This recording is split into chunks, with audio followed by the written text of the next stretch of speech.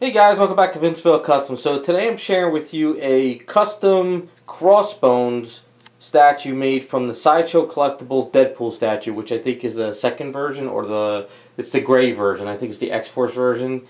So I had to do some tweaking on some stuff here and there. I'll break all that down for you guys. But came out pretty cool in the end. I really don't know much about Crossbones that much other than he was in the Civil War movie. I really never, like I said, I didn't read a Captain America growing up, and mostly an X-Men fan, so I really don't know much about him. But after doing some, I got pictures sent to me from the client and everything, what he wanted done, and we kind of came up with a little bit of a, mix and match of some different pictures, and this is what I came up with. So we'll get in a little bit closer. We'll break them down. Main thing was, he didn't want the big X-Force base, the X base that came with it. So we had to. The idea was he wanted it shrunk down and lowered a little bit because he's running out of room in his collection. So this was just something I had to kind of tweak up for him on there. But I also added the guns to his hands because he had swords. Now I did a video review on these guns.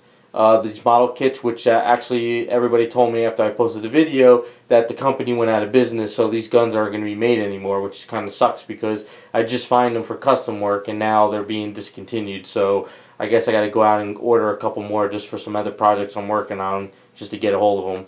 But worked out pretty cool. This was a little bit different paint up than usual. This is like a lot of bruising and dirtiness and blood splatter. So let's get a little bit closer and we'll break it all down on what I did. Alright, so as far as the head was tilted to the left, I think. So what I did was when I broke off the head, I resculpted the head on here with the neck and everything, and then I rebuilt all that out. Now the Deadpool had a wide open eye. What I did is I closed the eye and then I sculpted the Crossbones mask on him. So get a little bit closer there so you guys can see.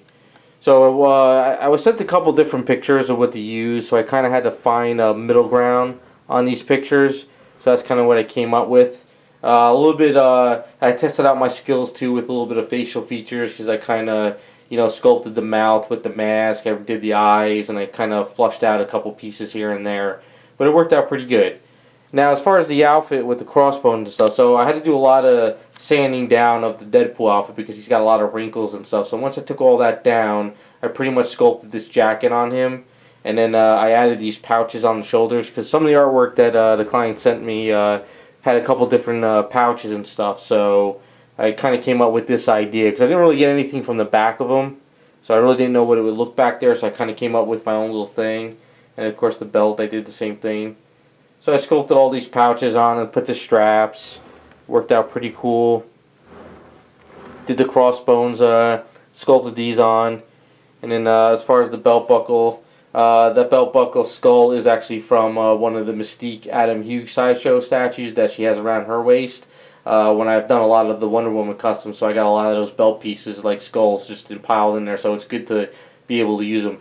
I don't know if Crossbone usually has a skull on this belt, but the one picture he did send me, he did, so I figured let's throw it on there. So I thought that worked out pretty cool. So I just did some random things on the belt, just some different pouches and stuff.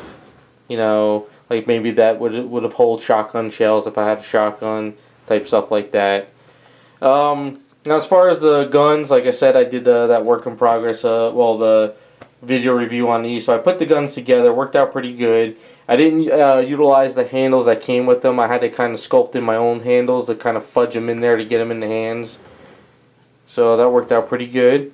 The guns weren't that hard to put together. They were actually fairly easy. I did do a little bit of pinning because there's like a pin going through here, there's a pin going through here, and a pin here. So it's not just glued together. There actually is some pinning on these pieces.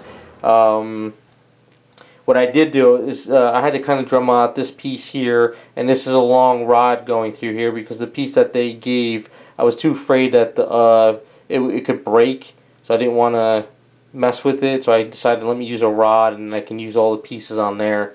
But that worked out pretty good. So on to his shin guard. So one of the artwork he sent me had these really cool shin guards on him with the boots, and I figured let's sculpt some shin guards on him, make them really messy. I thought that would look pretty good. I left the excuse me. I left the boots from Deadpool on him, I thought that would look pretty good. I think they worked for him well, and it worked pretty well. I think the statue came along pretty well on him.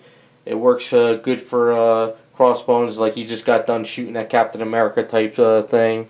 So we'll go on to the base and everything. So he wanted to put a Captain America shield onto the base, and I had one shield from I forgot what statue, but it was way too big. I mean, the shield would have been like, it was like this big. I mean, almost the size of the base. It was just way too big for him. So, but then I didn't find anything in scale to a point. So I figured he wanted to save room, so he wanted to give an idea that Captain America's shield is on the base, but we don't want to go completely perfect in scale, being huge. So I went on eBay and I found these metallic Captain America shields. I don't know what they're for, but it was only like, $8 shipped, come from China. So when I got the shield in, I made this generic base. I dremeled it out. I put the shield into the base, and then I got these like fish tank rocks, and I glued all these fish tank rocks onto the base, and then I made up some weird stuff around, like it's like a grass, dirt, rock that Captain America threw on him, whatever, something like that. And then I ordered these little bullet casings off of eBay as well, and I put all these little bullet casings on the base. So you figure he just got done shooting, and there's some casings around the base.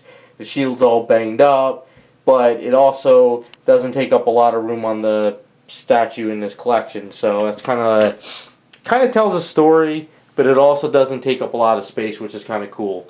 So it worked out.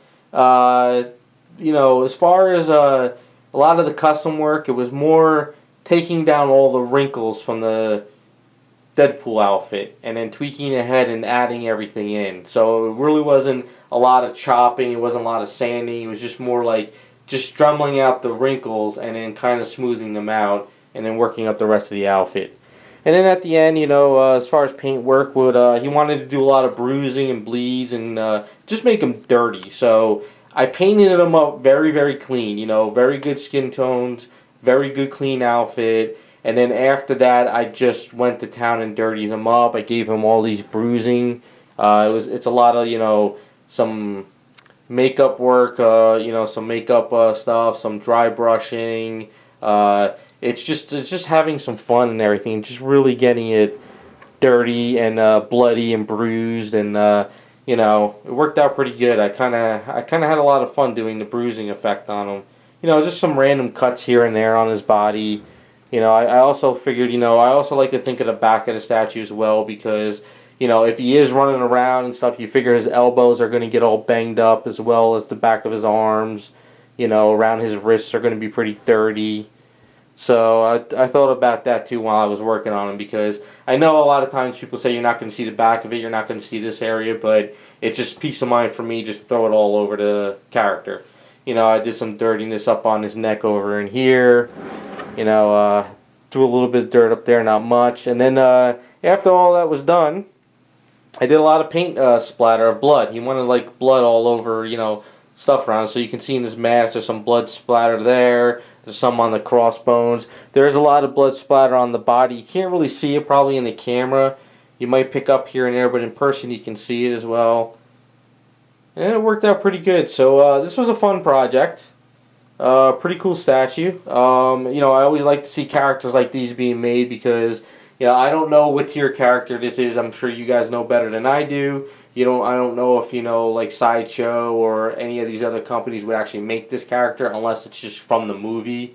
I don't know if they would make the comic book version, but it was a lot of fun. It's a good experience now that I know where to find guns now being made, and then sure enough they're not being made anymore. But it worked out pretty good for him. I think they're in scale. I like how he's holding them down too, because he was holding swords, but it looks like he just got done shooting and blasting, and he's just sitting there looking like a badass now. So I think the pose worked out pretty good. I'm pretty sure if you were Crossbones would be more of an action pose, holding up the gun or holding a gun with two hands. But I think this worked out pretty good. So there you go. That is Crossbones custom statue. Hopefully you guys like the way it came out. I had a lot of fun doing it. So thanks for watching the video, and we'll be back with some more.